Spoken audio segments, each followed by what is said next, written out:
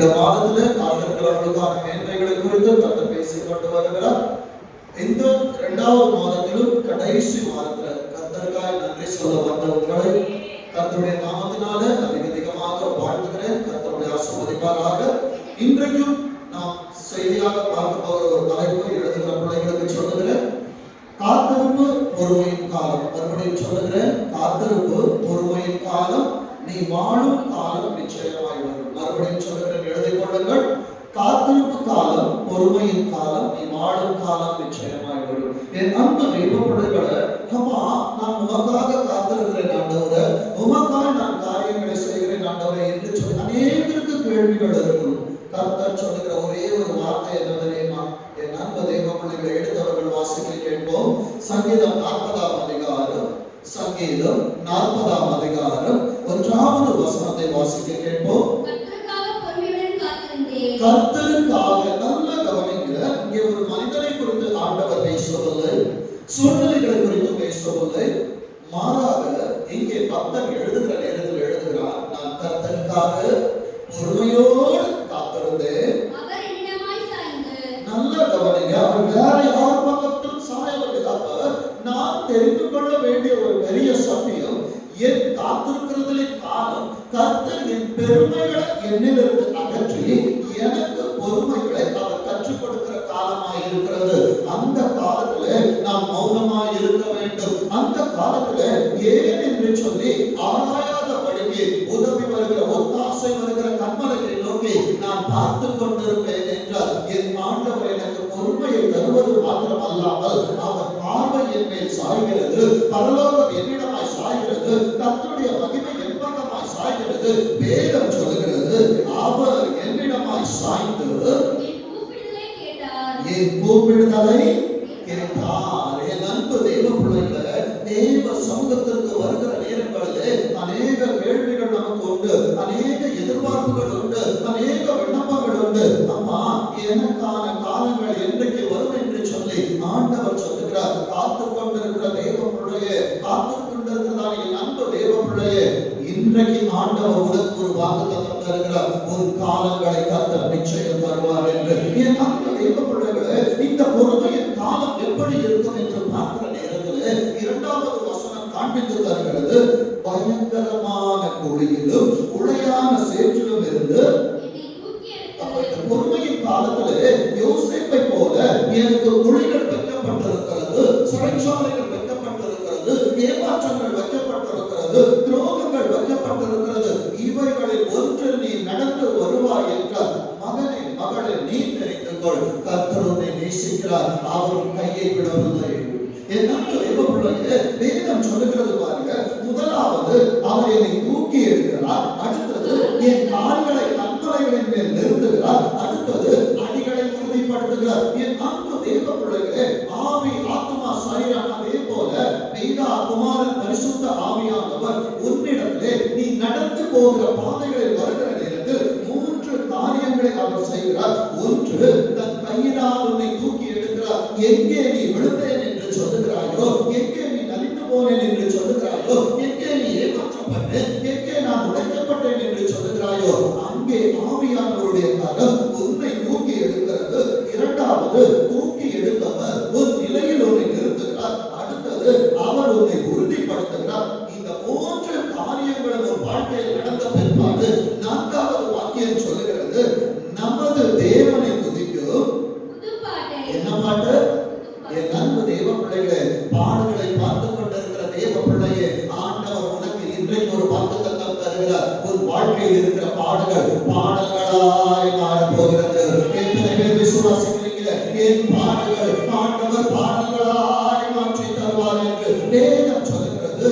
அவர் தூக்கி எடுக்கிறார், என்னை நிறுத்துகிறார், அவர் எனக்கு உறுதிப்படுத்துகிறார். அது மாத்திரம் அல்லாமல் இந்த மௌனத்தின் காலத்திலே ஆண்டவர் என்னை பாதுகாத்தார் அல்லவா? மிரியாம் தன் கையிலே கம்புரு எடுத்து வைத்துக் கொண்டு சேனைகள் எல்லாம் அழிக்கப்பட்ட நேரத்தில் அவள் பாடினது போல, உனக்கு விரோதமாய் வருகிறதான பார்வோனின் சேனைகள் எல்லாவற்றையும் கர்த்தர் அழித்து போடுகிற நேரத்தில் கர்த்தரை துதிக்கும் புது பாடலை கர்த்தர் ஒரு நாவில் தருவார். வேதம் சொல்லுகிறது பாருங்க, அநேகர் அதை கண்டு பயந்து கர்த்தரை நம்புவார்கள். என் ஆண்டவரை பொழுது அவரிடத்தில் பயம் இருக்க வேண்டும். அவரிடத்தில் பயம் இருந்தால் பக்தி வரும். பயமத்தை இருக்கிற இடத்துல கர்த்தருடைய ஆசீர்வாதங்கள் தானாய் வந்து இறங்குகிறதா இருக்கிறது. என் அன்பு தேவ பிள்ளைகளே, இவைகள் எல்லாம் என் வாழ்க்கையில் நடந்து கொண்டிருக்கிற நேரத்திலே நாம் செய்யக்கூடாத காரியம். 4வது வசனத்தை வாசிக்க பார்ப்போம்.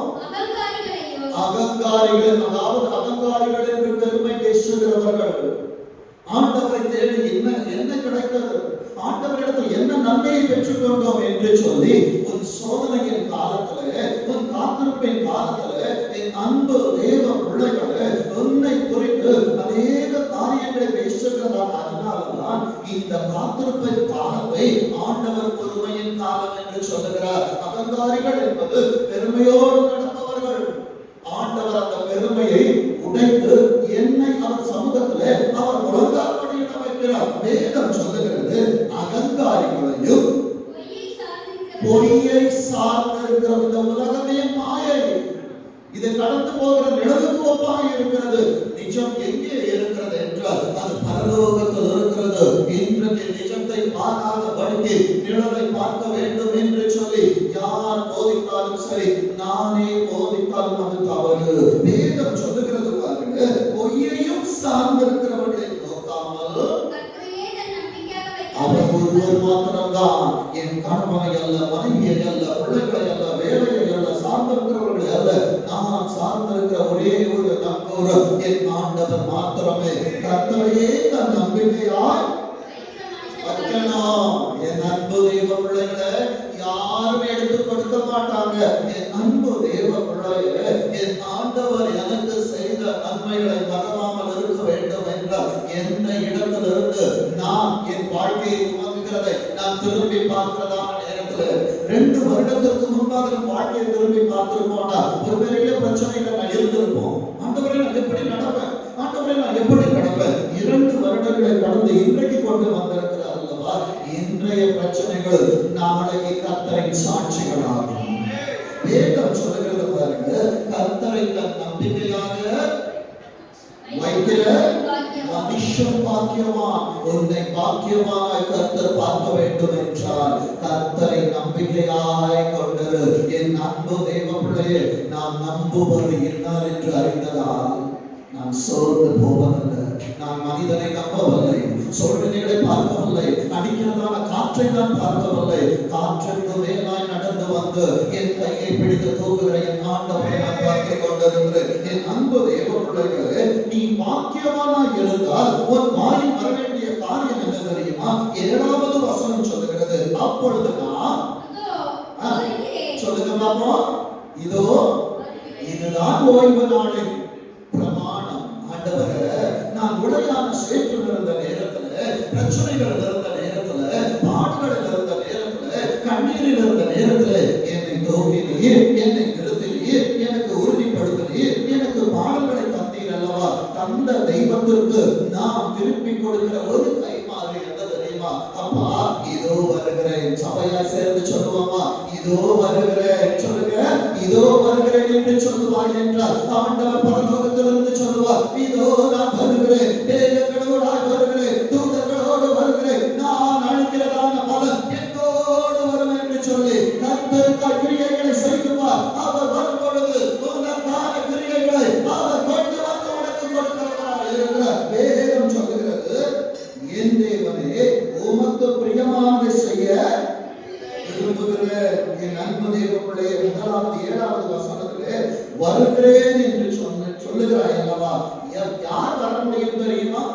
இந்த வாரத்துல இன்னார் தான் திருச்சபைக்கு வர வேண்டும் என்று சொல்லி ஆண்டவராலே பரலோக புஸ்தக சுருளிலே யார் பெயரெல்லாம் இடம்பெறுகிறதோ அவர்களால் தான் திருச்சபைக்குள் வர முடியும். நம்ம நினைக்கிறோம் பாஸ்டர்மா கதறுவாங்க, ஒருவேளை பாஸ்டர் கதறுவாரு, இவர்கள் வரல, அவர்கள் வரவில்லை என்று. ஆனால் கருங்கலான சத்தியம் என்ன தெரியுமா? கர்த்தரால் பெயர் எழுதப்படாதவர் ஒருவனாலும் தேவனுடைய சன்னதிக்குள் வர முடியாது. இன்றைக்கு கர்த்தர் உன்னை வர வைத்திருக்கிறார் என்றால் கரங்களை தட்டி ஆண்டவருக்கு நன்றி சொல்லு. இது உங்களால் உண்டானது அல்ல, இது உங்களால் உண்டானது அல்ல. தேவனுடைய ஈவு, இந்த ஈவு உன்னில் இருக்கிற மண்ணினாலே கர்த்தர் உன்னை ஜீவனோடு காத்து உன்னை உள்ளே வைத்தார்.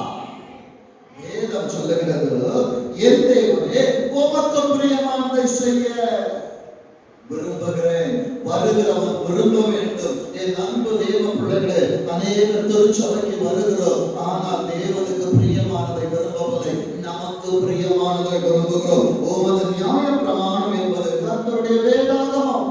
அன்றைக்கு கர்த்தரால் இஸ்ரவேல் ஜனங்களுக்கு கொடுக்கப்பட்ட பிரமாணம் தான் இன்றைக்கு உன் கையிலும் என் கையிலும் வேதமாய் தவழ்ந்து கொண்டிருக்கிறது. உமது நியாய பிரமாணம் எங்கிருக்கிறதா? என் உள்ளத்திற்குள் இருக்கிறது. எத்தனை பேரால் இந்த ஆராதனையை சொல்ல முடியும்? அப்பா, நீங்க என் உள்ளத்தில் இருக்கிறீங்க ஆண்டவரே, அப்பா நீங்க என் உள்ளத்தில் இருக்கிறபடியினால் தான் ஆண்டவரே 8 மணியிலிருந்து ஒரு துளி தாண்டினாலும் என்னால் இருக்க முடியவில்லை. முட்கள் ஓடுகிறதோ இல்லையோ, என் இருதயம் துடித்துக் கொண்டிருக்கிறதப்பா. கர்த்தருக்காய் துடித்துக் கொண்டிருக்கிற இதயத்திற்காய் பரலோகம் துடித்துக் கொண்டிருந்தோம். என் அன்பு தேவ பிள்ளைகளே, வருகிறேன் என்று சொல்லுகிற நீ உமக்கு பிரியமானதை செய்வேன் என்று சொல்லுவாய் என்றால் அவருக்கு பிரியமான காரியம் மத்தேயு எழுதின சுவிசேஷம் 6வது அதிகாரம் 33வது வசனத்திலே முதலாவது first priority, முதலாவது தேவனுடைய ராஜ்யத்தையும் கர்த்தருடைய நீதி என்ன தெரியுமா? ஆண்டவருடைய சமூகத்திலே அவரால் படைக்கப்பட்ட மனிதன் அமர்ந்து கர்த்தருடைய வார்த்தைகளை கேட்பது. வேதம் சொல்கிறது, முதலாவது தேவனுடைய ராஜ்யத்தையும் அவருடைய நீதியையும் தேடுங்கள், அப்பொழுது நீங்க என்ன கேட்டாலும் அது ஆண்டவருக்கு சுத்தம் இருக்கும் என்றால், ஆண்டவருடைய பரமண்டல சபத்திலே ஆண்டவர் சொல்லிப்பது எப்படி தெரியுமா? உங்க சுத்தம் பரலோகத்தில் செய்யப்படுவது போல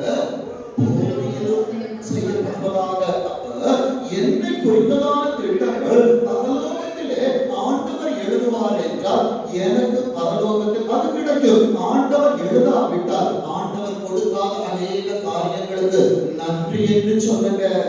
ஆண்டவரை தந்திருப்பார் என்றால் இன்றைக்கு நான் ஜீவனோடு இருந்திருக்க முடியாது.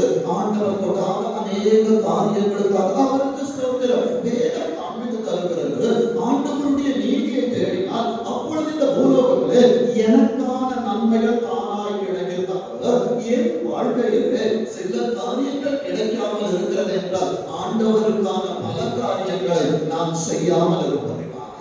வேதம் சொல்லுகிறது பாருங்க, மத்தேயு 7வது அதிகாரத்துல 14வது வசனத்தில் ஆண்டவர் சொல்லுகிறார், ஜீவனுக்கு போகிற வாசல்.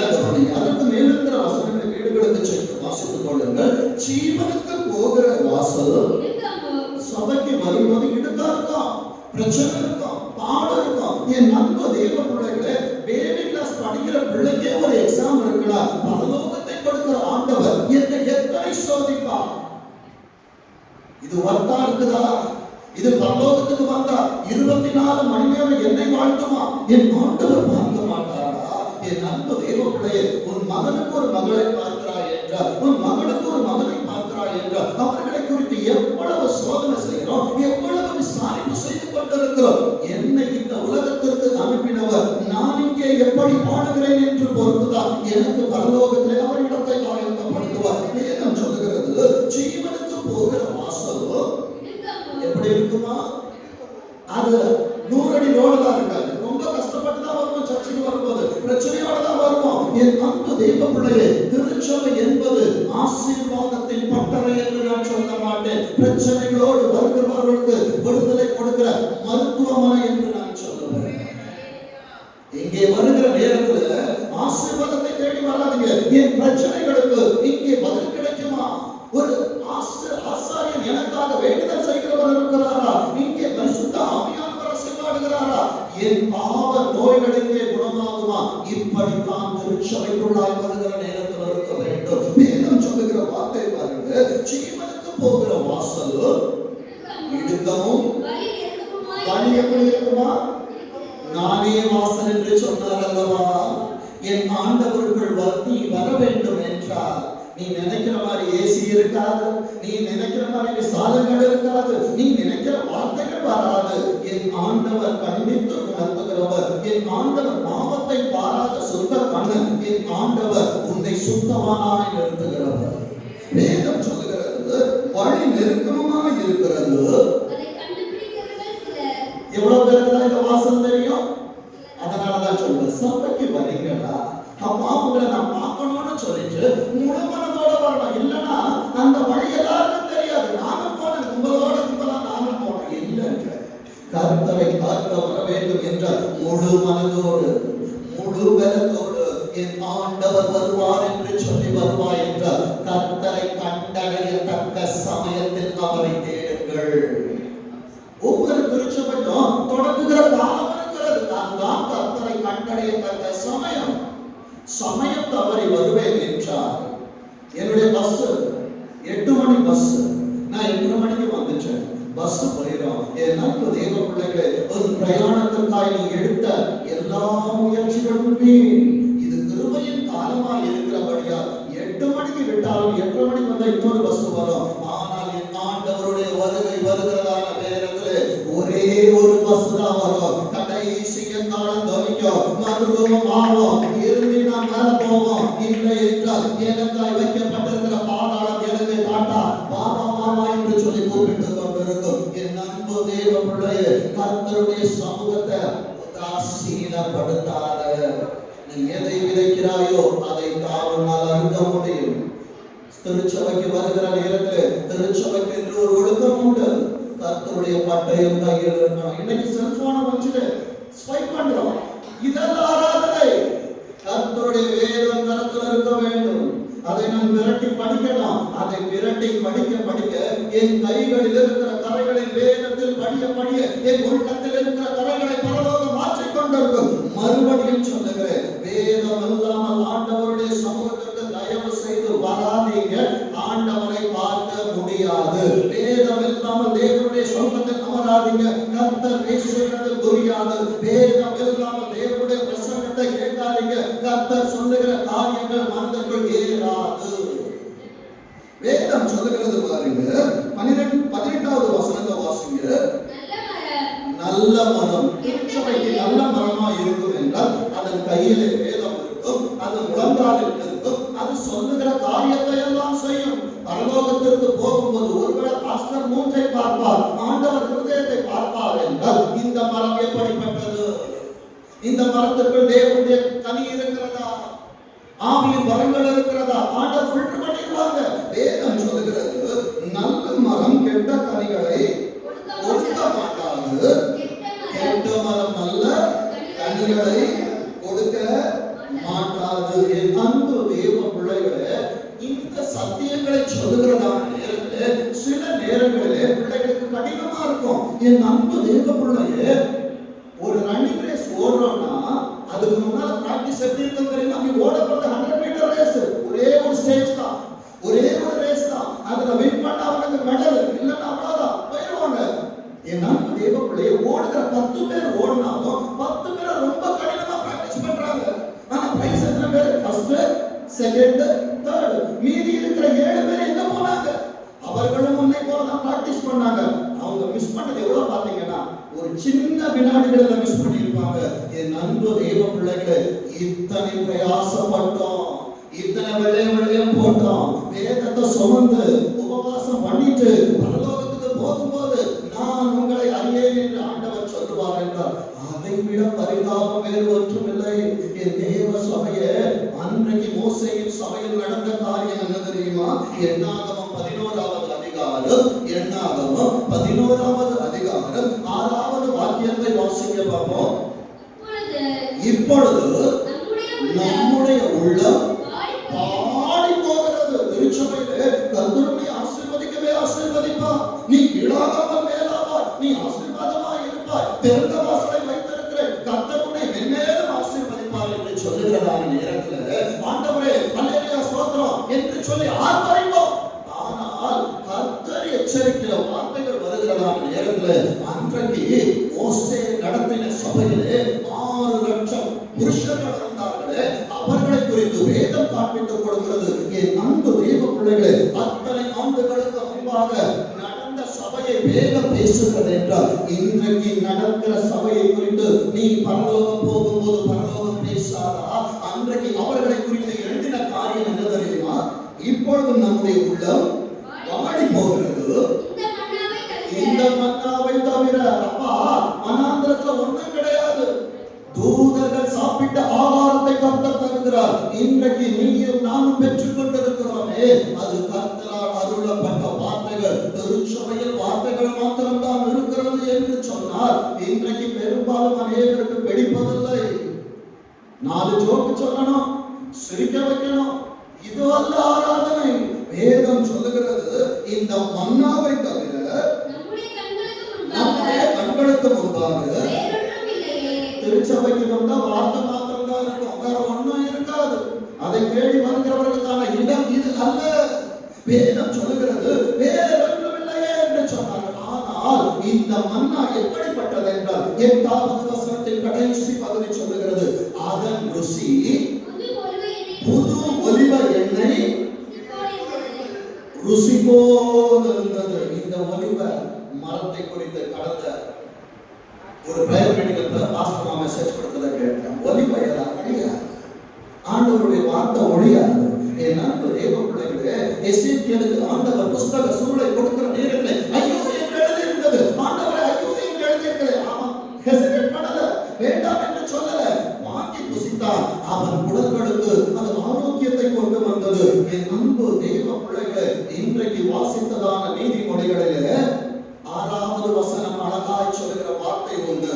பிள்ளையானவன் நடக்க வேண்டிய வழியிலே அவனை நடந்து, முதிர் வயதிலும் அவன் அதை விடாதிருப்பான். அதே அதிகாரத்திலே 19வது வசனம் சொல்லுகிறது பாருங்க, உன் நம்பிக்கை கர்த்தர் மேல் இருக்கும்படி இன்றைய தினம் உனக்கு அதை தெரியப்படுத்துகிறேன். வேதத்தின் மகத்துவம் எதற்கு? வேதம் எதற்கு? வார்த்தை எதற்கு? தேவ திருச்சபை எதற்கு? ஆண்டவருடைய பிரசன்னம் எதற்கு? ஆண்டவருடைய உறவு எதற்கு என்று கேட்கிற தேவ பிள்ளையே, இன்றைக்கு இது கொத்து மல்லி அளவு போல மன்னாவாய் வார்த்தையாய் தான் தோன்றும். வார்த்தையானவர் இல்லாமல் பரலோகத்திற்குள்ளாய் உன்னால் நுழைய முடியாது. என் அன்பு தேவ பிள்ளைகளே, லூக்கா 4வது அதிகாரத்திலே இன்னொரு கருதலான சத்தியத்தை சொல்லி தருகிறேன். லூக்கா எழுதின சுவிசேஷம் 4வது அதிகாரம் 25வது வசனத்தின் 2ஆம் பகுதி சொல்லுகிறது, இஸ்ரவேலுக்குள் அநேக விதவைகள் இருந்தார்கள். ஏன் ஆண்டவர் விதவைகளை குறித்து பேசுகிறார்? எல்லாரும் ஒன்றுமில்லாத நிலை வாழ்கிறவர்களுக்கு கணவனிடத்தில் கேட்கலாம், ஆனால் விதவையானவர்களிடத்தில் ஒன்றும் இல்லாமல் தனக்கானதை தானே சந்தித்துக் கொள்ள வேண்டிய நிலைமை. என் அன்பு தேவ பிள்ளைகளே, சில நேரங்களிலே திருச்சபையும் மனவாட்டியாக இருக்கிற திருச்சபையும் விதவையின் நிலைக்கு வருகிறது என்றால் சோர்ந்து போகாதே. ஆண்டவர் விதவைகளுக்கு நாயகனாய் வருவார். வேதம் சொல்லுகிறது பாருங்க, 25ல இஸ்ரவேல் ஜனங்களுக்குள்ளே அநேக விதவைகள் இருக்கிறார்கள். 26வது ஆண்டிலே வாழ்ந்து கொண்டிருக்கிற தேவ பிள்ளையே, உனக்கு ஒரு தீர்க்க தரிசனத்தை ஆண்டவர் தருகிறார். 26வது வசனத்தை வாசிங்க பார்ப்போம். ஆயினும் என் அன்பு தேவ பிள்ளையே, எலியா எங்க வாழ்ந்தவர் தெரியுமா? பழைய பாட்டில் வாழ்ந்தவர். என் அன்பு தேவ பிள்ளைகளே, பழைய பாட்டில் வாழ்ந்த எலியாவை ஆண்டவன் புதிய பாட்டில் நினைவு கூறுகிறார் என்றால், புதிய பாட்டில் வாழ்ந்து கொண்டிருக்கிற திருச்சபையை உன்னை ஆண்டவர் பரலோகத்தில் நினைவு கூறுவார். விசுவாசிக்கிறீங்களா? காத்திருப்பதின் காலம் பொறுமையாக இருக்கணும். கர்த்தரின் பக்கத்தில் சாய்வார் என்றால் அவர் என்னை குறித்து எழுதி கொண்டிருக்கிறார். எனக்கான ஆசீர்வாதத்தை வந்து செல் பண்ணிட்டு இருக்கிறாங்க. வேதம் சொல்லுகிறது, ஆயினும் எலியா சீதோன் நாட்டில் உள்ள சரப்தா, அதாவது இடத்தோட பேர் மாறுது. பழைய பாட்டுல அது சாரிபா, புதிய பாட்டுல அது சரப்தா. என் அன்பு தேவ பிள்ளையே, இன்றைக்கு இருக்கிற சென்னை 1000 ஆண்டுகளுக்கு பிறகு அது வேற என்னதாக மாறினாலும் உன் பெயரை கர்த்தர் மாற்ற மாட்டார். உன் பெயரினால் கர்த்தர் அறியப்படுவார். வேதம் சொல்லுகிறது பாருங்க, எலியா சீதோன் நாட்டில் உள்ள சரப்தா ஊரில் இருந்து ஒரு விதவையிடத்திற்கு அனுப்பப்பட்டானே அல்லாமல் யாரிடத்திலும் அவன் அனுப்பப்படவில்லை. என் அன்பு தேவ பிள்ளையே, இன்றைக்கு ஆண்டவர் உன்னை இந்த திருச்சபைக்கு அனுப்பி இருக்கிறார் என்றால் ஒரு நோக்கம் இல்லாமல் கர்த்தர் உன்னை உள்ளே கொண்டு வர மாட்டார். இன்றைக்கு உன் பெயர் எழுதப்படாமல் இந்த ஆராதனையிலே கர்த்தர் உன்னை கொண்டார வைத்திருக்க மாட்டார். இப்ப அப்படியே பழைய பாட்டிற்கு வருகிற நேரத்தில் 1 ராஜாக்கள் 17வது அதிகாரம், 1 ராஜாக்கள் 17வது அதிகாரத்திலே 9வது வசனத்தை வாசிங்க. என் அன்பு தேவ பிள்ளையே, ஒவ்வொரு ஆராதனைக்கும் கர்த்தருடைய வார்த்தையை சுமக்கிறதான நேரத்திலே அவர் பாதத்திலே உட்கார வைக்கிறார். வேதத்தின் மகத்துவங்களை காண்பித்து தருகிறார். யாருக்கு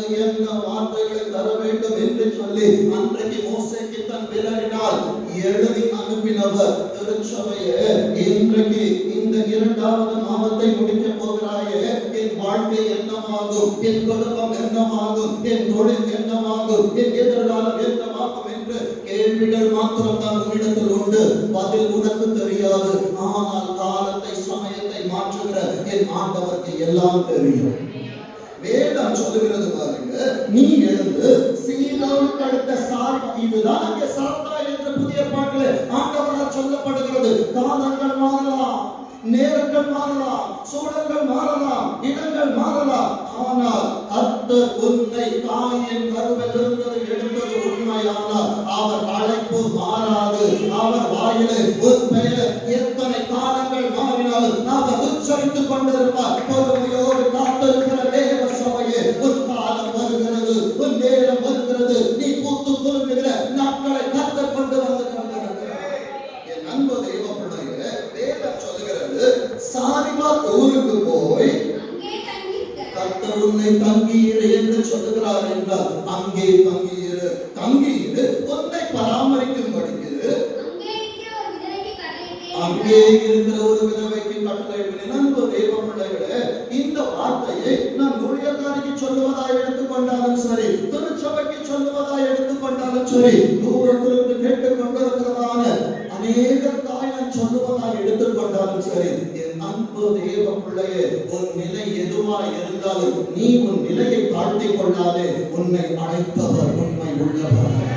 உனக்கானவர் பார்த்துக் கொள்வது மாத்திரம் அல்லாமல் உன்னை கொண்டு கர்த்தருடைய வார்த்தையை நீ கேட்பதினாலே உன்னை கொண்டு கர்த்தர் குடும்பங்களை ஆசீர்வதிப்பார். என் அன்பு தெய்வ பிள்ளையே, ரூத் எழுதின புத்தகத்திலே இந்த சிலபஸ்ல இல்ல, கர்த்தர் மனதிலே கொள்கிற வார்த்தையை சொல்லுகிறார். நவோமியை நம்பி ஒருவன் உள்ளே வந்தார். அவள் அடையாளத்தை கர்த்தர் மாற்றினார். மோவாபிய ஸ்திரீ பெத்லெகேமுக்குள் வருகிற நேரத்திலே போவாசின் மனைவியாக்கப்பட்டார். என் அன்பு தேவ பிள்ளையே, நான் விதவையாய் இருக்கிறேன் என்று சொல்லாதே, என்னிடத்தில் ஒன்றுமில்லை என்று சொல்லாதே. கர்த்தர் இன்றைக்கு உன் அடையாளத்தை மாற்றி இருக்கிறார் என்றால் உன் மூலமாய் அநேக அடையாளத்தை கர்த்தர் மாற்றுவார். ஒருவேளை உன் வாழ்க்கையில பிரச்சனை, ஆனால் ரூத்தின் வாழ்க்கையிலே உன் மூலமாக போவாஸ் அறியப்பட்டார். என் அன்பு தேவ பிள்ளைகளை, வேதம் சொல்லுகிறது. ஆனால் அந்த ரூத் எப்படி இருந்தா தெரியுமா? என் அடையாளத்தை மாற்றினார்கள். அவள் நன்றி அறிதல் உள்ளவளாய் இருந்தால். சபையே, வரும் பொழுது என் வாழ்க்கை எப்படி இருந்தது, என்னை ஆண்டவர் உள்ளே கொண்டு வரும்போது நான் எப்படி இருந்தேன், இன்றைக்கு என்னிடத்துல எல்லா ஆசீர்வாதங்கள் வந்த உடனே நகோமியை நான் மறந்தேனா, நான் சபையை மறந்தேனா, ஆண்டவரை மறந்து போனேனா? என் அன்பு தேவ பிள்ளையே, கர்த்தரின் சட்டைகளின் கீழ் அடைக்கலமாய் வந்த உனக்கு அவரால் நிறைவான பலன்தான் இதுவரைக்கும் கிடைத்திருக்கிறது. யாராவது சொல்ல முடியுமா, நான் கர்த்தருக்காக கொடுத்தேன், நான் தாழ்ச்சி அடைந்து விட? இல்லை. கர்த்தருக்காய் ஒரு கலசம் தண்ணீர் கொடுத்தாலும் அதை கர்த்தர் கணக்கில் வைத்திருக்கிற தேவனாய் இருக்கிறார். அம்பிக்கை கொலுக்கி மடியில் சரிந்து விடக்கூடிய எத்தனை பேரால் இப்ப சொல்ல முடியும், நான் ஆண்டவருக்கு கொடுத்த தாழ்ச்சி அடைந்து போகலன்னு சொல்றவங்க சத்தமா கரங்களை தட்டி ஆண்டவருக்கு ஒரு நன்றி சொல்றாங்க. ஏசப்பாக்கு கொடுத்தவங்கள அவர் வெறுமையா விட மாட்டாங்க. வேதம் சொல்லுகிறது பாருங்க, உன்னை நீ தீர்க்கதரிசியாயிரு, நீ உலகத்தை கலக்கிற ஆசாரியனாயிரு, உன்னை பராமரிக்க வேண்டும் என்றாலும் கர்த்தர் ஒரு விதவையை எழுப்புவார். வேதம் சொல்லுகிறது பாருங்க, 10வது வசனத்திலே 2வது பகுதியிலே அங்கே ஒரு விதவை விறகு பொறுக்கிக் கொண்டிருந்தாள். அன்பு தேவ பிள்ளைகளை, உனக்காக ஆண்டவர் வேலை செய்ய வைத்திருக்கிறார். நம்ம வரோம், சர்ச்சைக்கு நேரம் வரோம், ஆண்டவரை வந்த உடனே ஆடுறோம். என் அன்பு தேவ பிள்ளைகளே, இங்கே தேவனுடைய சமூகத்தில் அமர்ந்து ஆண்டவர் கொடுக்கிற விலகை பொறுக்கவில்லை என்றால் இங்கே பலிபீடத்திலே அக்கினியை எரிய வைக்க முடியாது. என் அன்பு தேவ பிள்ளையே, யூடியூபருக்கு அநேக காரியங்கள் இருக்கு. யூடியூபை நம்பி வரவில்லை, மனிதனை நம்பி வரவில்லை, கர்த்தர் கரத்தில் கொடுத்த 66 ஆகமங்களை நம்பி வந்து நிற்கிறோம். என் அன்பு தேவ பிள்ளைகளே, தேவ சமூகத்திலே பலிபீடங்களிலே அக்கினி எரிய வேண்டும் என்றால் விறகை பொறுக்கணும். வேதம் சொல்லுகிற வார்த்தை பாருங்க, அங்கே ஒரு விதவை விறகை பொறுக்கிக் கொண்டிருந்தாள். அவன் அவனை பார்த்து கூப்பிட்டு, நான் குடிக்கிற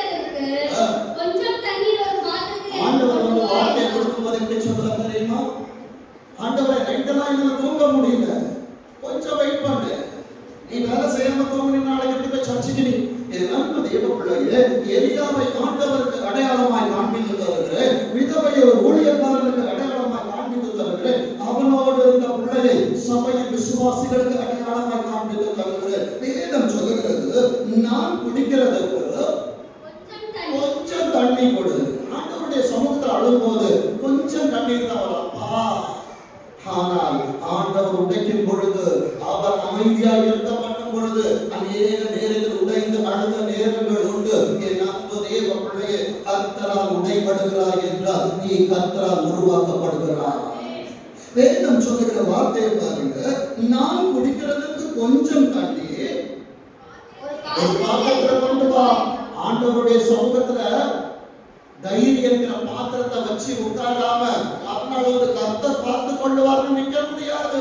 தேவ பலன் இல்லாமல் கொடுக்கிறதான வார்த்தைகளை சத்துரு பொறுக்கி கொண்டு போய்விடுவான். தேவ பலத்தோடு கொடுக்கிற வார்த்தைகளை ஒருவனாலும் தொட முடியாது.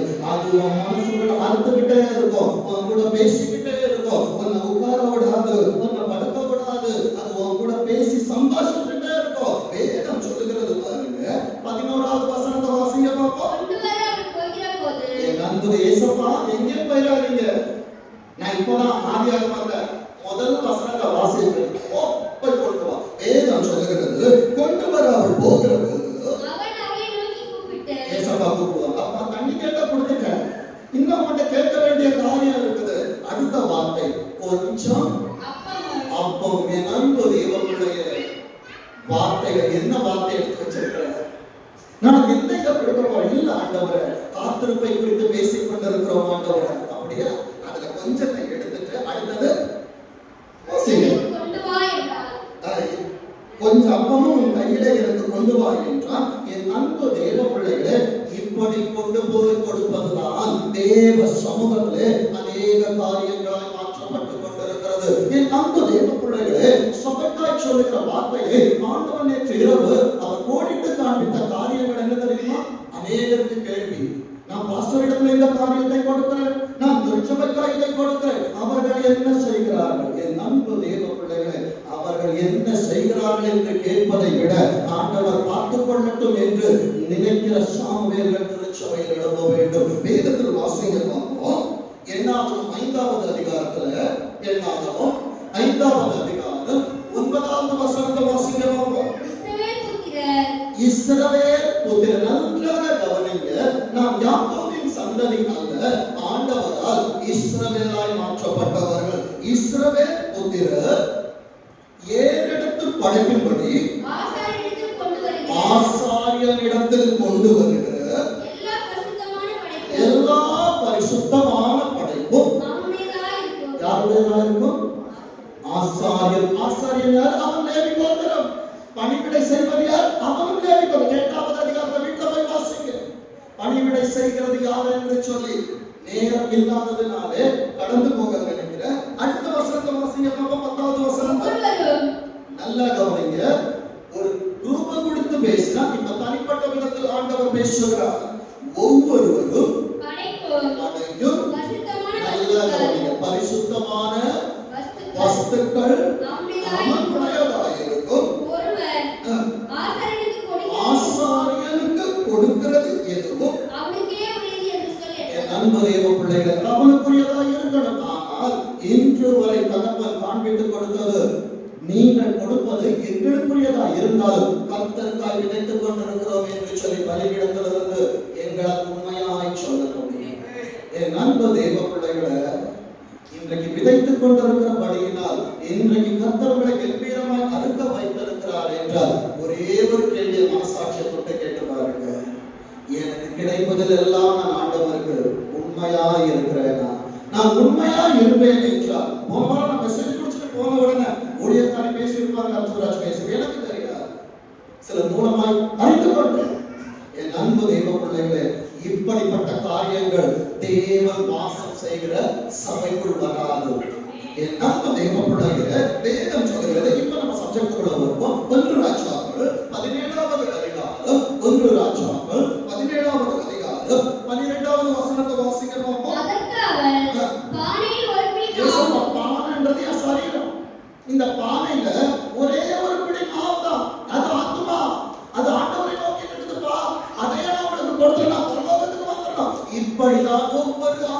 வேணும். ஒவ்வொரு ஊழியக்காரனும் தேவ சமூகத்தில் இருக்கிறதான நேரத்துல என் அன்பு தேவ பிள்ளைகளை தேவனிடத்தில் கதறுகிறவர்களா இருக்கிறார்கள். வேதம் சொல்லுகிறது பாருங்க, பானையில் ஒரு படி மாவும் கொஞ்சம் எண்ணெயும் இல்லாமல் எண்ணத்தில் ஒரு அடையும் என்கிட்ட வார்த்தை இல்லப்பா, என்கிட்ட ஒரு வார்த்தை கிடையாது. ஏனென்றால் பேசுகிற நீர்தான் ஆண்டவரே எனக்கு வார்த்தை. ஒரு அடையும் இல்லை என்று உம்முடைய தேவனாகிய கர்த்தருடைய ஜீவனை கொண்டு சொல்லுகிறேன்.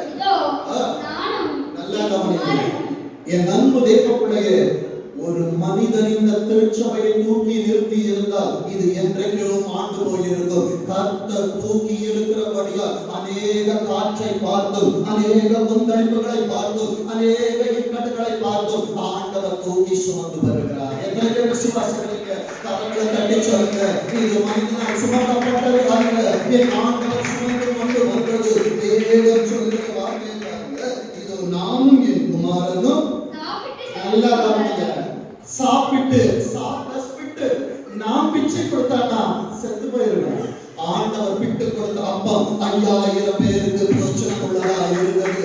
இன்னைக்கு நம்ம செய்யற தவறு என்ன தெரியுமா? இதை நான் ஆண்டவருக்கு கொடுக்க வேண்டுமா? அதை ஊழியக்காரன் கொண்டு போகிறார் அவர்கள் வீட்டுக்கு. இப்பவும் சொல்றேன், இதுவரை சபையிலிருந்து நாங்கள் எதையும் எடுத்து எனக்காக நான் பயன்படுத்தினது இல்லை. என் அன்பு தெய்வ பிள்ளையே, அந்த வைராக்கியம் எனக்குள்ள இருக்கிறபடியினால் பலிபீடத்திலிருந்து சொல்லுகிறேன், என் அன்பு தெய்வ பிள்ளைகளே, ஆண்டவருடைய ஊழியங்களுக்காய் கொடுக்கப்பட்டது ஆண்டவருடைய ஊழியங்களுக்காய் பயன்பட்டு கொண்டிருக்கிறது. என் அன்பு தெய்வ பிள்ளையே, நம்ம என்ன பண்றோம்? சம்பளம் வாங்கின உடனே அப்பா நானே பிச்சு கொடுக்கிறேன் இல்ல, 5 அப்பம் தான், 2 மீன் தான்.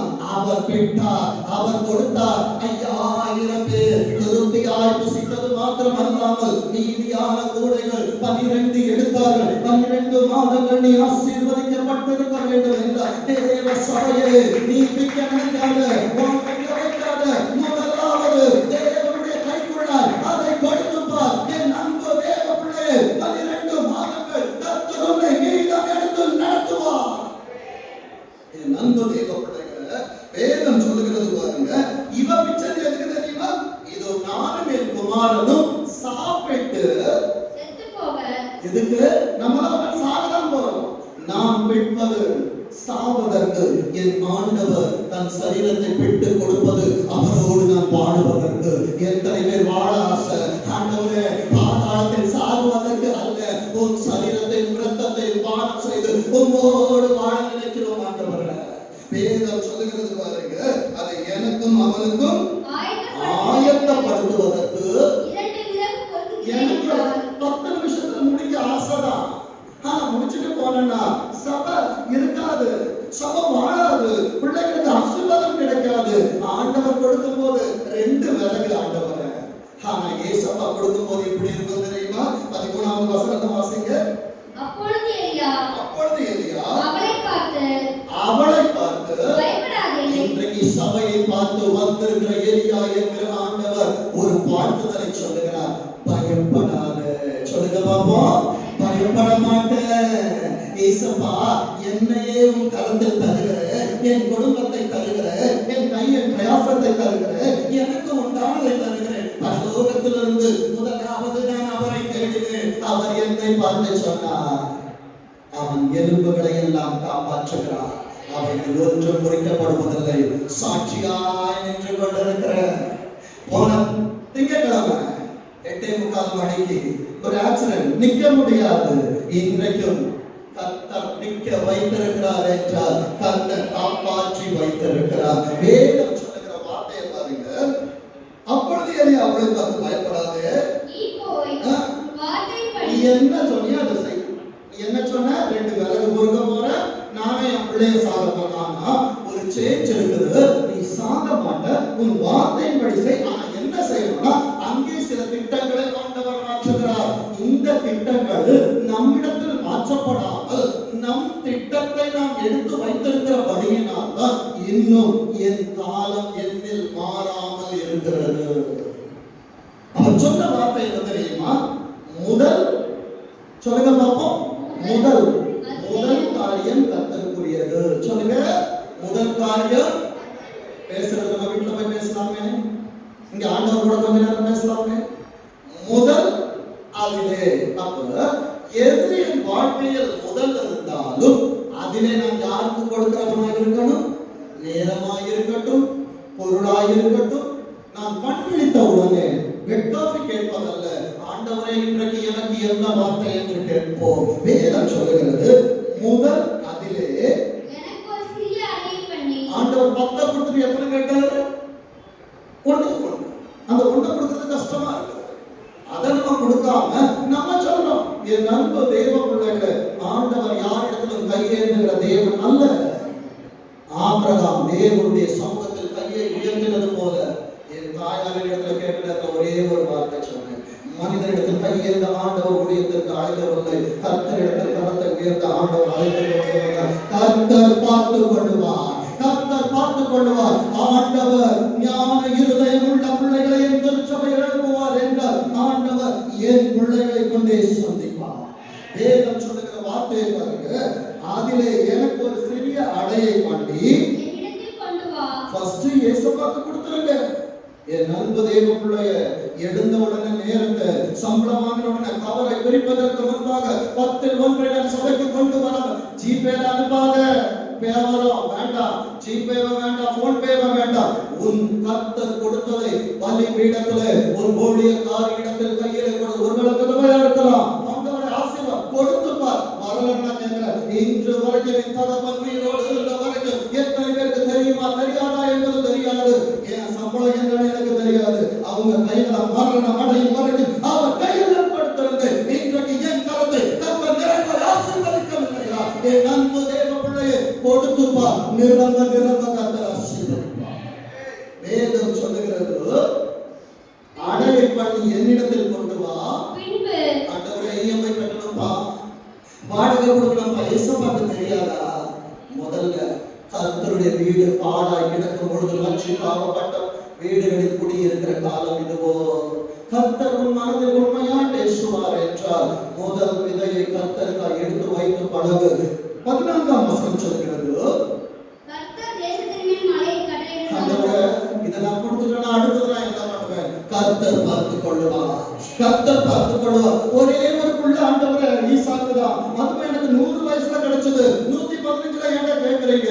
அப்பா 175 வரைக்கும் அவன் புள்ள அவன் கூட தான் இருப்பான். அதன் பிறகு அந்த பிள்ளையோட வாழ்க்கையில ஆதியாகமம் 26:18 சொல்வதன்படி 100 மடங்கு ஆசீர்வாதமாய் இருக்கும். கர்த்தருக்கு கொஞ்சத்தில் உண்மையாயிரு, அநேகத்தின் மேல் உன்னை மாத்திரமல்ல உன் தலைமுறையும் அதிகாரங்களை கர்த்தர் கொடுத்து வைப்பார். வேதம் சொல்கிறது, கர்த்தர் தேசத்தின் மேல் மழையை கட்டளையிடும் நாள் மட்டும் வானில் மாசெலரின் ஏசப்பாவுடைய வருக மத்திய ஆகாயத்துல வர வரைக்கும் இந்த ஆத்மாவுல ஏசப்பாவுடைய வார்த்தை குறையவே குறையாது. என் சிரசுல அவர் வைத்திருக்கிற அபிஷேக எண்ணெய் திருச்சபையே உன் சிரசின் மேலே கர்த்தர் வைத்திருக்கிற ஆரோனின் சிரசின் மேலே ஊற்றப்பட்ட அபிஷேகம் இந்த திருச்சபையை கண்டு நீங்குவதில்லை என்று ஆண்டவர் சொல்லுகிறார். என் அன்பு தேவ பிள்ளையே, இப்ப 2 இல்லை, இந்த 2 இல்லை. இப்ப சேர்த்து சொல்லுங்க பாப்போம். இல்லை என்பதே எனக்கு இல்லை. சொல்லுங்க பாப்போம். இல்லை என்பதே எனக்கு இல்லை. என் அன்பு தேவ பிள்ளைகளே, தேவனுக்கு இல்லை என்று சொல்லாதே. உன் வாழ்க்கை இல்லை என்கிற வார்த்தைக்கு விலாசத்தை உன் சுத்தி இருக்கிறவங்க தேடுவாங்க. ஏனென்றால் எல்லாவற்றையும் கர்த்தர் உன் கரத்தில் கொடுத்து ஆசீர்வதிப்பார்.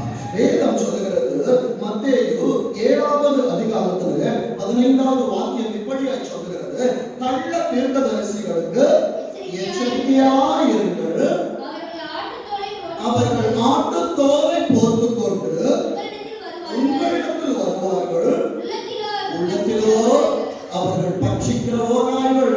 என் அன்பு தேவ பிள்ளையே, யோவான் ஸ்நானகனை போல சில நேரத்துல ஊழியக்காரன் வெற்றிக்கிற நேரத்தில் விரியன் பாம்பு குட்டிகளே யோவான் ஸ்நானகன் சொன்னார்.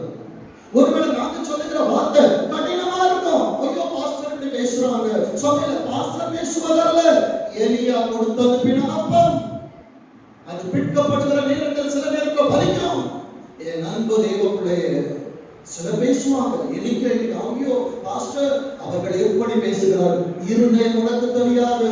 உன்னாலும் என்னாலும் முகத்தை பார்க்க முடியும். இருதயத்தை ஆராய்கிறவர் ஆண்டவர். உனக்கு இருதயத்தை ஆராய்கிற அறிவு வேண்டும் என்றால் வேத ரகசியங்கள் உனக்கு தெரியணும், வேத வசனம் உனக்கு தெரியணும், வேத